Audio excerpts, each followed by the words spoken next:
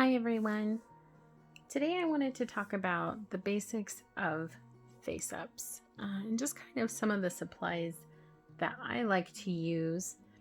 I know that when I first started customizing, I was really overwhelmed by the possibilities and the amount of supplies and really struggled to find, I guess, the mediums that I liked, the brands that I liked. And I think that it's very helpful to hear what other people like so that you can try them for yourself, see if they work. And I'm not going to go through the whole thing with you because I think that it is very time consuming and nobody really wants to see that. So I'll just kind of go over a couple of supplies and then I'll give you some basic tips and tricks. So one of the most important things when you're doing face-ups is your clear coat. So the hobby standard that you'll see a lot is this Mr. Super Clear UV cut. And this is used by a ton of face-up artists everywhere. I know that there are other options out there, but this seems to be a very, very common supply that you'll see all the time. I will stress that this stuff is very unhealthy to breathe. So you're going to want to make sure that you're using this in a well-ventilated area and be very safe when you're using it. Of course, it is flammable as well, so no fire and a well-ventilated area. So you're going to use this spray before you do your face up. So what I've done is I've carved this face, I've sanded it down, and then I basically did a layer of the Mr. Super Clear on the face, and that will allow anything that I put on it to stay on the face. So it kind of acts like a primer, but it will then also be something that you use between each layer of makeup and then at the end to seal everything together. So this is a very important supply when you're doing face ups. So this already has a layer on it, so it is ready to have makeup, to have color and doll makeup applied to it. I would not recommend using human makeup because a lot of times they have different ingredients that may not stay or may fade, and they're just not long lasting. So definitely make sure that you're using art supplies. A couple of things that I use very, very regularly are watercolor pencils. I use these for lashes, for eyebrows, for lip detail, waterline detail, and my particular ones that I get are the, I'm going to say it horribly wrong. Let's see if I can zoom in there.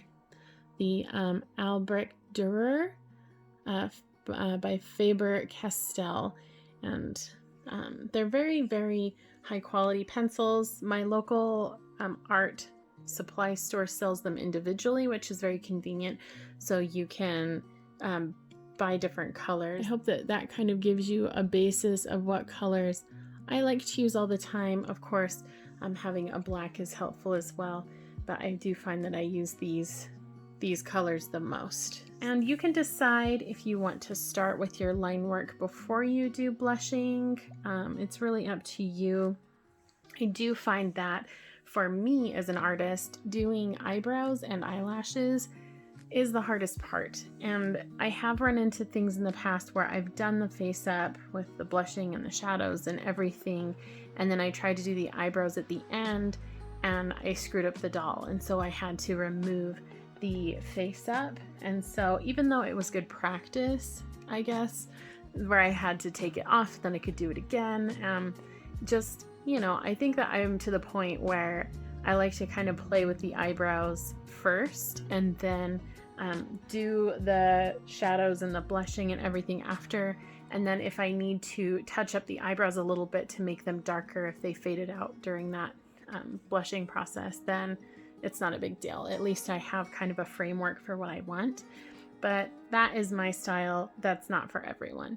So just a little insight there. Another thing I've used as well, aside from watercolor pencils, is acrylic color. So this is Model Color by Vallejo, and of course I forgot my color thinner in my little setup here, but this is already very liquidy. I do, however, like to really water that down with color thinner by the same brand. You'll just add like a couple drops and really water it down. I really like it to be an inky consistency when I use it. I don't use it a lot for eyebrows or eyelashes. I'm not super proficient at fine detail lines using acrylic color, and I feel like they're also less forgiving when you're really trying to get good at it. The watercolor pencils are great because if you screw up, you can use a wet paper towel to wash them off and try again. But just know you can also use acrylic paint as well. I know some people use watercolors too, but again, I feel very comfortable using a pencil, and that's my style. These are pan pastels, and they are a soft pastel that is basically in a pressed powder form. So anyone who has ever done makeup would be familiar with this. It's like the consistency of blush and eyeshadow, or like a, powder concealer. And it feels very natural to use if you're already used to doing human cosmetics. So I have really liked these. They come in a whole bunch of different colors, and you can buy them individually or in a set, and they just screw together, so they're very useful. I'd say if you're just starting out, start with these.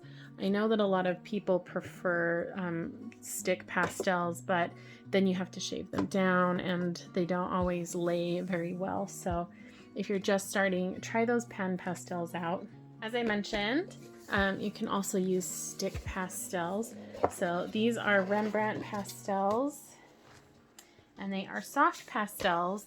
Never use oil pastels because they'll just slide right off. But these are sticks. I really like the half stick so you can get more colors for less money. And I do use these when I need to get kind of a specific color that I don't have in my pan pastels. Something else that you can use if you like metallics in your face-ups, these are a metallic watercolor paint. These are really great if you want kind of a metallic eyeshadow or a fantasy face-up. So just know that you can use watercolors as well. And you can also use gouache. So that's kind of that more high pigmented watercolor. Another important part is brushes. So I think that brushes are the hardest thing to really pin down. I think everybody has a different style. I do have a mix of brushes here. I do like a lot of the really fine and soft, like human makeup brushes. So like these are from Eco Tools. I think I got these from like Ross or Amazon for just a couple bucks. They're really inexpensive, but they are very soft and dense. And I do feel like when you're working with soft pastels, you're really going to want something that's soft that will actually set the color on the face. Another type of brush that may be extremely helpful is like a angled brush. I use this a lot for things like eyebrow shadowing or lip detail, maybe waterline. So these are very helpful as well. And then of course you're going to want a variety of small brushes. I feel like small detail is super tricky to master, but you're definitely going to want a bunch of small brushes. Like this is a 000, this is a 2. You can choose if you like short or long. I feel like I have a ton of small brushes that I use all the time for everything. They're just always super helpful for the fine details. When you wash your brushes, you're going to want to make sure that you use something that isn't going to leave a residue on them. When I wash mine, I really like to use the Winsor & Newton brush cleaner and restorer. This is great for cleaning your brushes. You can also use it to remove face ups too. It's very, very gentle. I'm going to do another video on face up removal so that you can kind of get an idea of what I use. I also use like Mr. Color Thinner and things like that to remove face ups.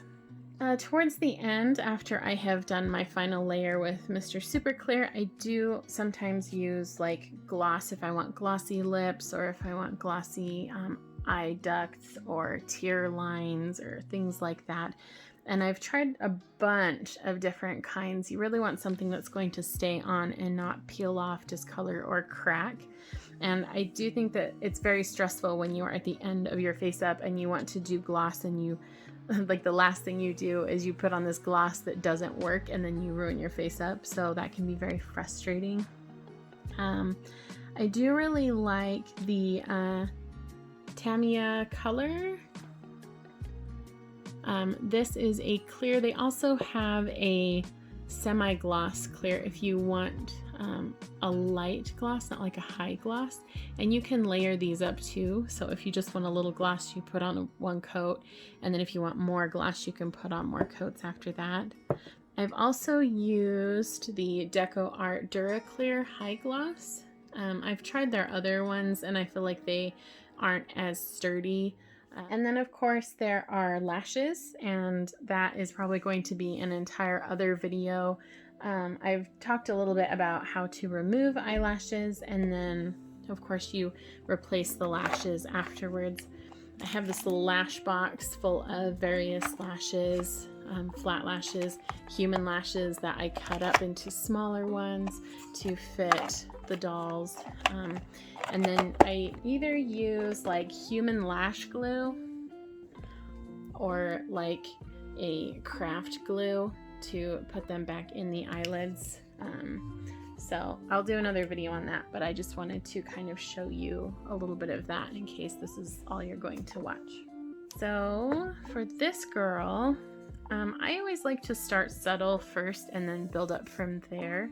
And I know I talked about eyebrows. I'm kind of nervous to do eyebrows on camera because it can be a bit of a hot mess. But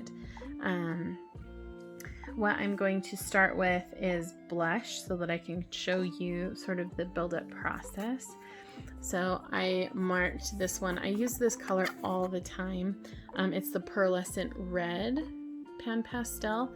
And then if I'm going for more of like a bombshell, I can go into like a more bright colored red, but we'll start with subtle first. And I also really like, maybe not for this particular color because she is tan, I do really like this Permanent Red tint. It's a very great blush color for like the fairer dolls. But I think that she's going to probably start about here in darkness with her blush. As I said, the texture is very much like human makeup.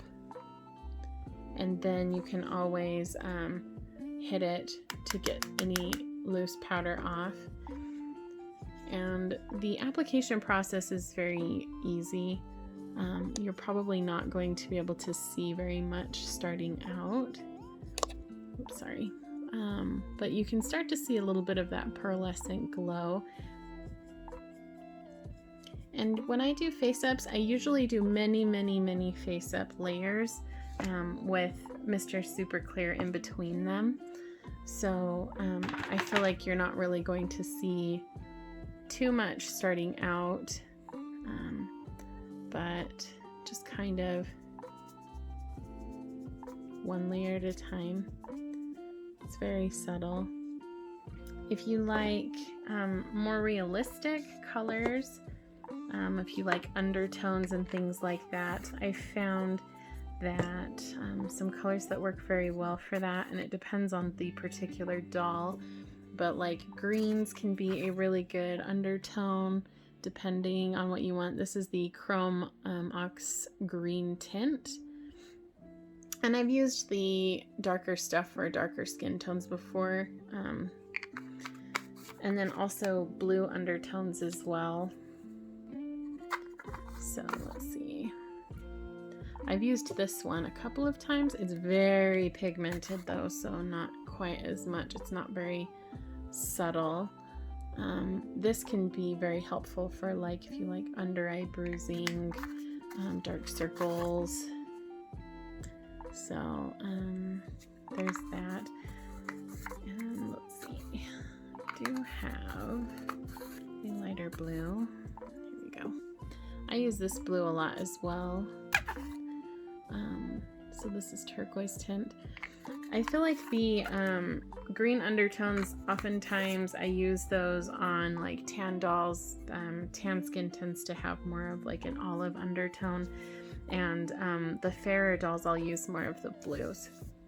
That's about it for now, but I would just keep doing what I was doing, one layer at a time, try and fill out the personality, and then between each layer, once I'm satisfied with the layer, I will seal it, and that way the next layer, if I mess it up, I can wipe it off with my wet paper towel without messing up the underlying layer. So really, I think of the Mr. Super Clear layers as like a save point in my process. And then if I'm like, oh yeah, that didn't turn out great, then I can just wipe it off with water and go again. If you're using acrylic, of course, that will not come off with water, but the pan pastels and the watercolor pencils will. I hope that's helpful.